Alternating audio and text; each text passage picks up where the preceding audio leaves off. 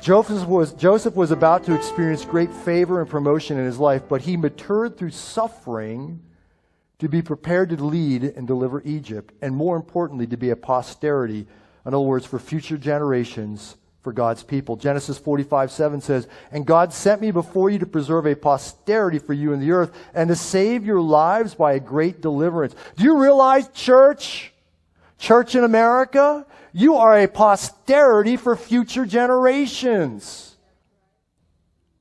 Evil's always been around the church. The church has always suffered some level of persecution, wrong accusation, etc., been misunderstood by many in society. But God has sent us to preserve a posterity for future generations. I had relatives around the Mayflower that came over. Relatives fight in a civil war. Future generation. I have relatives from Wisconsin, and my dad told me before he passed that they were fervent, praying Christians. I am convinced to this day, because most of my family was Catholic, they were very nominal. I am convinced to this day their prayers, their posterity has allowed me to step into something that wouldn't have happened. Do you understand?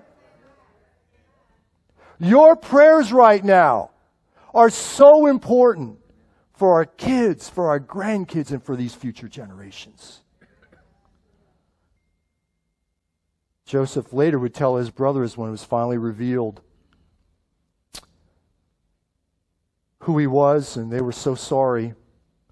And he says this in Genesis 50, verse 20. "But as for you, you meant evil against me. But God meant it for good, in order to bring it about as it is this day, to save many people alive."